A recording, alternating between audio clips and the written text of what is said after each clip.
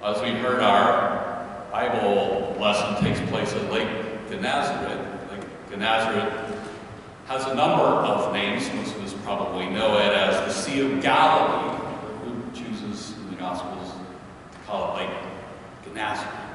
By whatever name, a lot of Jesus' ministry and miracles and stories in the Gospels take place on or near that body of water. The shoreline is about 30 miles from Jesus' hometown of Nazareth. And it's a nice-sized lake, about 13 miles long, 8 miles wide, and it's full of fish, a primary source of food in first century Palestine. And net fishing from a boat was how Peter, James, and John made a living, gathering that food source on the Sea of Galilee, Lake Gennesaret.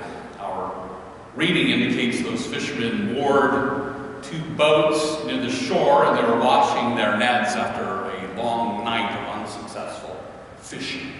As the fishermen cleaned up, Jesus was on shore nearby preaching the Word of God to a crowd. And up to this point in Luke, Jesus had been working all alone.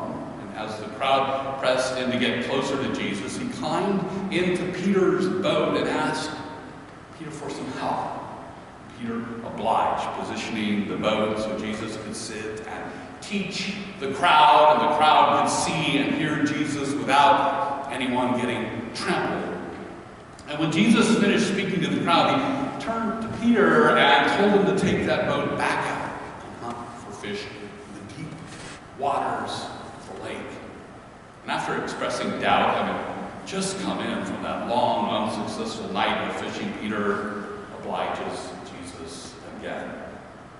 Peter's trust in Jesus resulted in an awe-inspiring catch of fish. Indeed, so many were caught that Peter had to call James and John over to help with their boat. And even then, the weight of the catch threatened to sink both boats.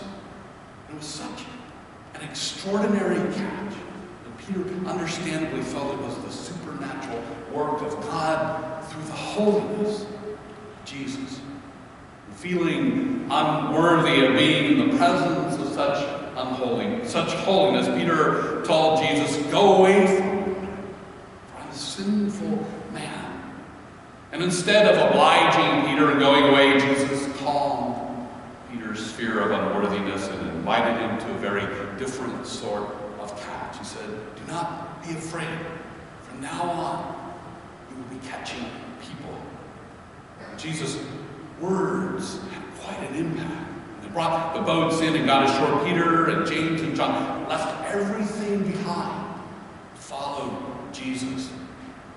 Those fishermen's encounter with Jesus was so profound that he fulfilled their past goal and gave them the new goal.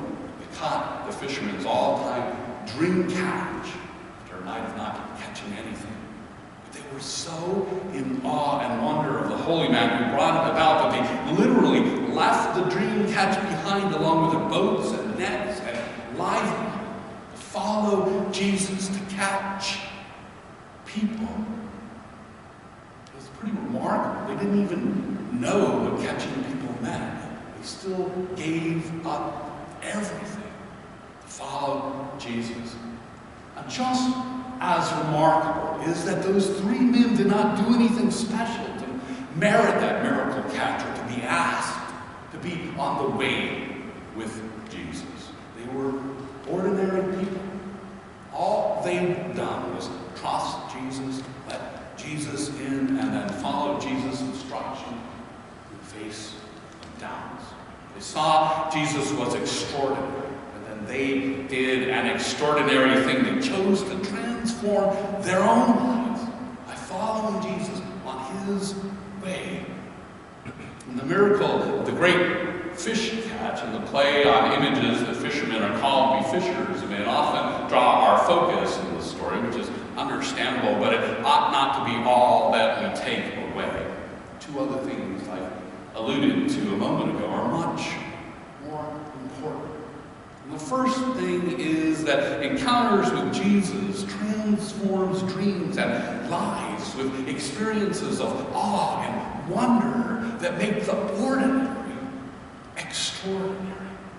And the second is that worthiness for such encounters and transformations and extraordinary experiences is not an issue. Our worthiness is not an issue. When we trust Jesus and let Jesus into our lives and follow Jesus' instruction, even in the face of doubt and go his way, we can experience awe and wonder and transformation and the extraordinary.